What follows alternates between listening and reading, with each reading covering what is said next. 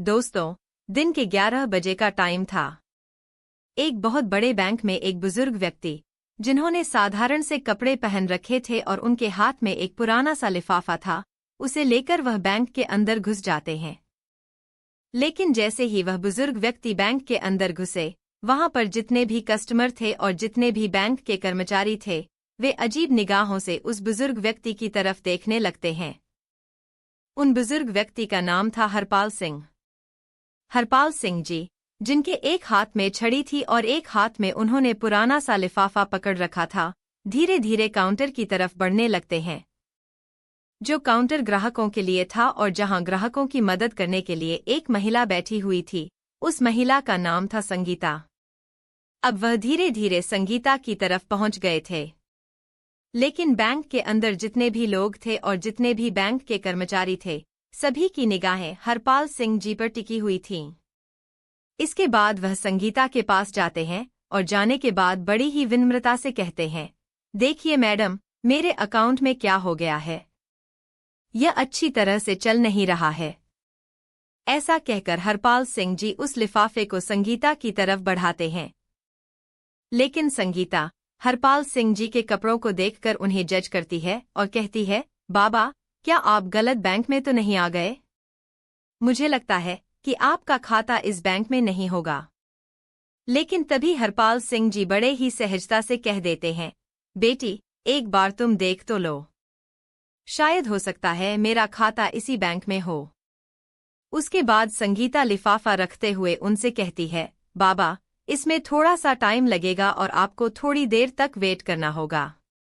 ऐसा कहकर संगीता और बैंक में मौजूद अन्य लोग अपना काम करने लगते हैं और हरपाल सिंह जी वहीं पर खड़े होकर वेट करने लगते हैं। थोड़ी देर तक वह वेट करते हैं और वेट करने के बाद दोबारा से कहने लगते हैं, बेटी, अगर तुम थोड़ा बिजी हो तो तुम मैनेजर को फोन कर दो।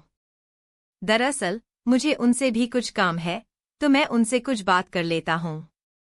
इसके बाद संगीता न चाहते हुए भी अपना फोन उठाती है और फोन उठाकर मैनेजर के केबिन का नंबर डायल कर देती है। उसने फोन किया और फोन करने के बाद मैनेजर को बता दिया कि एक बुजुर्ग व्यक्ति आपसे मिलना चाहते हैं। आप कहो तो मैं उनको वहां पर भेज देती हूँ। इसके बाद जो मैनेजर होता है, वहीं से हरपाल सिंह जी को देखने लगता है। हरपाल सिंह जी बड़े ही साधारण दिखाई दे रहे थे, तो तभी मैनेजर फोन पर संगीता से पूछने लगता है, क्या यह हमारे बैंक का कस्टमर है या फिर ऐसे ही मुंह उठाकर चला आया है? तो वह कहती है, सर, यह बात तो मुझे नहीं पता है, लेकिन यह आपसे मिलने की बात कर रहे हैं। उसके बाद मैनेजर कह देता है, ऐसे लोगों के लिए मेरे पास टाइम नहीं है। तुम ऐसा करो, इन्हें बिठा दो, थोड़ी देर बैठकर यहां से चले जाएंगे। ऐसा कहकर संगीता को आदेश मिल गया था बैंक मैनेजर की तरफ से और संगीता हरपाल सिंह जी को वहां पर वेटिंग एरिया में बैठा देती है। वह कहती है, बाबा, आप वहां पर बैठ जाओ, थोड़ी देर में मैनेजर साहब फ्री हो जाएंगे और उसके बाद आपसे मिल लेंगे। इसके बाद हरपाल सिंह जी वहां से टहलते हुए वेटिंग एरिया की तरफ चले जाते हैं और वहां पर कोने में रखी हुई एक चेयर पर जाकर बैठ जाते हैं। सभी लोग अभी भी हरपाल सिंह जी की तरफ देख रहे थे, क्योंकि वहां पर जितने भी कस्टमर आया करते थे, वे अच्छे खासे सूट बूट में आया करते थे। लेकिन हरपाल सिंह जी ने साधारण से कपड़े पहन रखे थे और देखने से लग भी नहीं रहा था कि इनका अकाउंट इस बैंक में होगा, क्योंकि उस बैंक के अंदर काफी अमीर लोगों के अकाउंट हुआ करते थे और यहां पर हरपाल सिंह जी का अकाउंट होने का कोई सवाल ही पैदा नहीं हो रहा था। इसी वजह से हरपाल सिंह जी आकर्षण का केंद्र बन गए थे और सभी लोग उनकी तरफ घूर घूर कर देख रहे थे और तरह तरह की बातें उनके बारे में बना रहे थे। यह बातें हरपाल सिंह जी को भी सुनाई देती हैं, लेकिन वह इन सभी चीजों को इग्नोर करते हैं और अपना नंबर आने का वेट करते रहते हैं। वह सोचते हैं कि थोड़ी देर में मैनेजर आएगा और उससे मैं बात कर लूंगा। इस बैंक के अंदर एक और व्यक्ति छोटी पोस्ट पर काम करता था, जिसका नाम था पवन। पवन अभी बाहर गया हुआ था और जैसे ही वह बैंक के अंदर आता है, तो देखता है कि एक बुजुर्ग व्यक्ति जो वेटिंग एरिया में बैठा हुआ है, उसकी तरफ सभी लोग देख रहे हैं और उसके बारे में तरह तरह की बातें कर रहे हैं। कोई उसे भिखारी कह रहा है और कोई कह रहा है कि इस बैंक में इसका अकाउंट हो ही नहीं सकता। लोग कह रहे थे, यह यहाँ पर कैसे आ गया? ऐसे लोगों को क्यों बैठा रखा है? यह सभी बातें पवन भी सुन लेता है। इसके बाद वह सीधा हरपाल सिंह जी के पास जाता है और बड़े आदर भाव से पूछता है, बाबा, आप यहाँ क्यों आए हैं? आपको क्या काम है? पवन को यह सब कुछ बड़ा बुरा लगता है। वह बुजुर्ग व्यक्ति की हालत देखकर थोड़ा परेशान हो जाता है और इसी वजह से उनसे पूछने के लिए गया था। हरपाल सिंह जी पवन को बताते हैं, मुझे मैनेजर से मिलना है, मुझे उससे कुछ काम है। यह सुनकर पवन कहता है, ठीक है बाबा, आप थोड़ी देर यहाँ वेट करो, मैं अभी मैनेजर से बात करके आता हूँ। इसके बाद पवन मैनेजर के केबिन में जाता है और उसे बुजुर्ग व्यक्ति के बारे में बता देता है। लेकिन मैनेजर पहले से ही उस बुजुर्ग व्यक्ति के बारे में जानता था और कहता है, पता है मुझे, मैंने ही उसे वहां बिठा रखा है। थोड़ी देर वहां बैठेगा और फिर चला जाएगा। इसके बाद मैनेजर पवन को दूसरा काम सौंप देता है और कहता है, तुम अपने काम पर ध्यान दो, तुम्हें इससे कोई मतलब नहीं होना चाहिए। अब पवन अपने काम में लग जाता है। धीरे धीरे उस बुजुर्ग व्यक्ति को वहां बैठे हुए लगभग 1 घंटा हो जाता है। वह धैर्य रखता है, लेकिन उसके बाद उसे यह सहन नहीं होता। वह खड़ा होता है और मैनेजर के केबिन की तरफ बढ़ने लगता है। जैसे ही वह मैनेजर के पास पहुंचता है, मैनेजर देखता है कि वह बुजुर्ग व्यक्ति उसकी ओर आ रहा है। मैनेजर फौरन अपने केबिन से बाहर निकलता है और बुजुर्ग व्यक्ति के सामने खड़ा होकर थिरकते हुए पूछता है, हाँ बाबा, बताइए, आपको क्या काम है? हरपाल सिंह जी अपना लिफाफा आगे बढ़ाते हुए कहते हैं, बेटा, यह देखो, इसमें मेरे बैंक अकाउंट की डिटेल है। मेरे अकाउंट से कोई भी लेन देन नहीं हो पा रहा है, कृपया देखिए कि इसमें क्या दिक्कत है। यह सुनकर मैनेजर थोड़ी देर सोचता है और फिर कहता है, बाबा, जब किसी बैंक अकाउंट में पैसे नहीं होते तो ऐसा ही होता है। मुझे लगता है कि आपने भी अपने अकाउंट में पैसे जमा नहीं करवाए होंगे, इसलिए आपके अकाउंट की लेन देन रोक दी गई है। बुजुर्ग व्यक्ति विनम्रता से कहते हैं, बेटा, पहले तुम एक बार अकाउंट चेक तो कर लो, फिर बताओ। इस तरह कैसे कह सकते हो?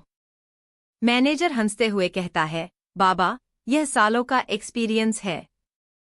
मैं आप जैसे लोगों की शक्ल देखकर बता सकता हूं कि उनके अकाउंट में कितना पैसा होगा। आपके अकाउंट में तो मुझे कुछ भी नहीं लग रहा। मैं चाहता हूं कि आप यहां से चले जाएं। सभी कस्टमर आपकी तरफ देख रहे हैं, बैंक में अलग माहौल बन रहा है। इसके बाद हरपाल सिंह जी लिफाफा उसकी टेबल पर रखते हैं और कहते हैं, ठीक है बेटा, मैं चला जाऊंगा, लेकिन लिफाफे में जो डिटेल है उसे एक बार जरूर देख लेना। ऐसा कहकर हरपाल सिंह जी जाने लगते हैं और जैसे ही वह गेट पर पहुंचते हैं तो फौरन मुड़कर कहते हैं, बेटा, तुम्हें यह सब कुछ करने का बहुत बुरा नतीजा भुगतना पड़ेगा। ऐसा कहकर हरपाल सिंह जी बैंक के मेन गेट से बाहर निकल गए और टहलते टहलते वहां से चले जाते हैं।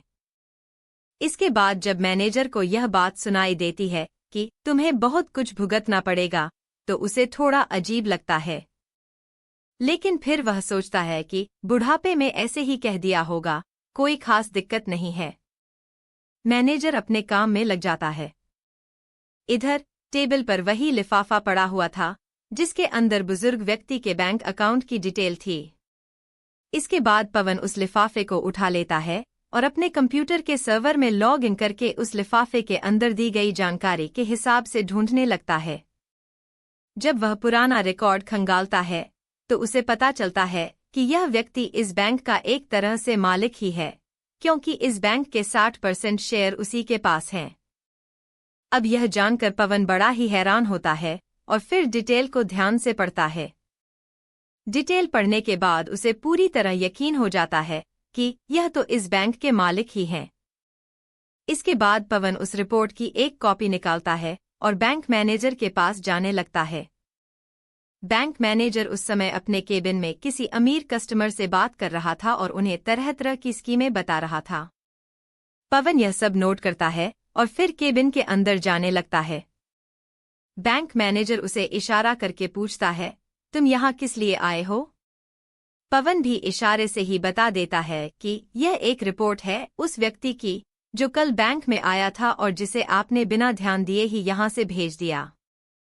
अगर आप इसे एक बार देख लें तो अच्छा रहेगा। ऐसा कहकर पवन ने वह रिपोर्ट मैनेजर की टेबल पर रख दी। लेकिन तभी मैनेजर अपने क्लाइंट से थोड़ी देर के लिए एक्सक्यूज मी कहता है और पवन से कहता है, देखो भाई, हमारे पास ऐसे वैसे लोगों के लिए टाइम नहीं है। इसके बाद पवन बड़े आदर से कहता है, सर, अगर आप इसे एक बार देख लें तो बेहतर होगा।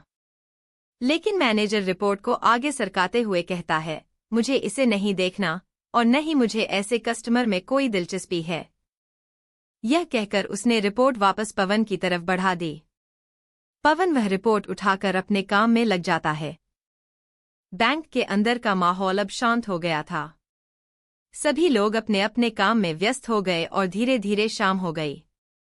अगले दिन, दूसरे दिन, उसी समय जब हरपाल सिंह जी कल बैंक में आए थे, वे फिर से आते हैं। लेकिन आज उनके साथ एक सूट बूट पहना व्यक्ति भी था जिसके हाथ में एक ब्रीफकेस था। वे जैसे ही अंदर आते हैं, बैंक में मौजूद सभी लोगों का ध्यान उनकी ओर चला जाता है। इसके बाद हरपाल सिंह जी मैनेजर को अपनी ओर बुलाने का इशारा करते हैं। मैनेजर भी डरते हुए अपने केबिन से बाहर निकलकर हरपाल सिंह जी के सामने आकर खड़ा हो जाता है। तभी हरपाल सिंह जी मैनेजर से कहते हैं, मैनेजर साहब, मैंने आपसे कहा था ना कि यह बात आपको बहुत भारी पड़ेगी। आपने कल मेरे साथ जो किया था वह बिल्कुल भी बर्दाश्त के लायक नहीं है। अब आप अपनी सजा भुगतने के लिए तैयार हो जाइए। यह सुनकर मैनेजर थोड़ा घबरा जाता है, लेकिन फिर सोचता है, आखिर यह मुझे क्या सजा दे सकते हैं? भला मेरे साथ क्या कर सकते हैं? इसके बाद हरपाल सिंह जी कहते हैं, तुम्हें मैनेजर के पद से हटा दिया गया है। तुम्हारी जगह अब पवन इस बैंक का नया मैनेजर होगा और तुम्हें फील्ड का काम देखना होगा। यह सुनकर मैनेजर बौखला जाता है और कहने लगता है, आप होते कौन हैं मुझे हटाने वाले? तो हरपाल सिंह जी मुस्कुराते हुए कहते हैं, मैं इस बैंक का मालिक ही समझ लो, क्योंकि इस बैंक के 60% शेयर मेरे पास हैं। मैं चाहूं तो तुम्हें हटा भी सकता हूं और किसी और को तुम्हारी जगह बैठा भी सकता हूं। यह बात सुनकर बैंक के अंदर जितने भी कर्मचारी थे और जो कुछ कस्टमर कल भी इस बैंक के अंदर आए थे और आज भी आए थे, वह सभी लोग एकदम से हैरान हो जाते हैं और हरपाल सिंह जी की तरफ फटी की फटी रह गई निगाहों से देखने लगते हैं। इसके बाद वह व्यक्ति जो हरपाल सिंह जी के साथ आया था, वह अपने उस सूटकेस को खोलता है और खोलने के बाद उसमें से एक डॉक्यूमेंट निकालता है जो कि पवन की प्रमोशन का था। उसे एक बैंक मैनेजर बना दिया गया था। इसके बाद दूसरा लेटर निकलता है जिसे वह बैंक मैनेजर को दे देता है और कहता है कि अगर तुम्हें फील्ड में ड्यूटी करनी है तो तुम बेशक से कर लो, लेकिन मैनेजर बनकर तुम इस बैंक में नहीं रह सकते। यह बात सुनकर मैनेजर के पसीने छूटने लगते हैं और वह अपनी कल की गलती के लिए बुजुर्ग व्यक्ति से माफी मांगने लगता है। लेकिन तभी हरपाल सिंह जी उसे उठाते हैं और कहते हैं, माफी किस बात की मांग रहे हो? और मैं किस वजह से तुम्हें माफ कर दूं? तुमने मेरे साथ जो व्यवहार किया था वह हमारे इस बैंक की पॉलिसी के खिलाफ है। क्या तुमने कभी भी इस बैंक की पॉलिसी नहीं पढ़ी? यहाँ पर गरीब और अमीर में कोई भी फर्क नहीं किया जाएगा और सभी को एक ही पल्ले में तोला जाएगा। दरअसल इस बैंक की स्थापना हरपाल सिंह जी ने की थी और उन्होंने यह बात पहले ही घोषित कर दी थी कि इस बैंक के अंदर किसी को भी गरीब नहीं समझा जाएगा और ना ही किसी को ज्यादा अमीर समझा जाएगा। सभी के साथ सामान्य व्यवहार किया जाएगा और यदि कोई भी बैंक का स्टाफ ऐसा करता है तो उसके खिलाफ कड़ी से कड़ी कार्रवाई की जाएगी। इसके बाद हरपाल सिंह जी कहते हैं, मैं तो तुम पर रहम कर रहा हूं कि तुम्हें काम करने योग्य छोड़ रहा हूं, वरना मैं चाहूं तो तुम्हें यहां से हटा भी सकता हूं। जो तुमने मेरे साथ किया है वह बिल्कुल भी किसी के साथ नहीं होना चाहिए। तुम्हारे बैंक में काम करने वाला पवन, जिसके हाथ में कुछ भी नहीं था, लेकिन फिर भी उसने मुझसे आकर पूछा और मेरे लिए कुछ करना चाहा, तो इस पोस्ट के लिए वह असली हकदार है, ताकि वह ग्राहकों को अच्छी तरह से समझ सके और उनके कपड़ों को देखकर उन्हें जज ना करे। ऐसा कहकर हरपाल सिंह जी संगीता को बुलाते हैं और उसे भी इस बात के लिए फटकार लगाते हैं। वह कहते हैं, मैं इसे पहली गलती समझकर तुम्हें माफ कर रहा हूं, लेकिन बैंक के अंदर कोई भी व्यक्ति अगर आए तो उसे उसके कपड़ों से जज नहीं करना है। उसके बारे में तसल्ली से देखना चाहिए। अगर तुम मुझे पहले ही हैंडल कर लेती तो इस मैनेजर के पास मुझे नहीं जाना पड़ता और मुझे और ज्यादा अपमान का सामना नहीं करना पड़ता। इसके बाद संगीता हाथ जोड़ने लगती है और उनसे माफी मांगने लगती है। वह कहती है, बाबूजी, मुझे माफ कर दो। मुझसे बहुत बड़ी गलती हो गई और आगे से आपको ऐसा कुछ भी देखने को नहीं मिलेगा। इसके बाद हरपाल सिंह जी वहां से उस व्यक्ति के साथ वापस जाने लगते हैं और सभी लोगों से कहकर जाते हैं, पवन से बहुत कुछ तुम्हें सीखने की जरूरत है। इससे जितना हो सके उतना सीख लीजिए, तुम्हारे लिए अच्छा होगा। अब मैं बीच बीच में यहाँ पर किसी न किसी को भेजता रहूंगा जो तुम्हारी इन हरकतों के बारे में अच्छी तरह से मुझे रिपोर्ट दे सके। ऐसा कहकर हरपाल सिंह वहां से चले जाते हैं और बैंक का पूरा स्टाफ इस बारे में बात करने लगता है। सभी सोचते हैं कि अब अच्छी तरह से काम करना होगा, कहीं अगली बार उनका नंबर ना आ जाए। इस बात को सोचकर पूरा बैंक सुधर जाता है और सभी लोग अच्छी तरह से बैंक के अंदर काम करने लगते हैं। हरपाल सिंह जी का यह कारनामा चारों तरफ फैल जाता है और सभी लोग उस बैंक की बड़ाई करने लगते हैं। वे कहते हैं, मालिक हो तो ऐसा हो, वरना बेशक से ना हो। क्योंकि ज्यादातर मालिक अपने बैंक को खोलकर चले जाते हैं, फिर चाहे पीछे से मैनेजर किस तरह का काम करे या कोई भी कर्मचारी कैसा भी काम करे, उन्हें इस चीज से कोई भी मतलब नहीं होता।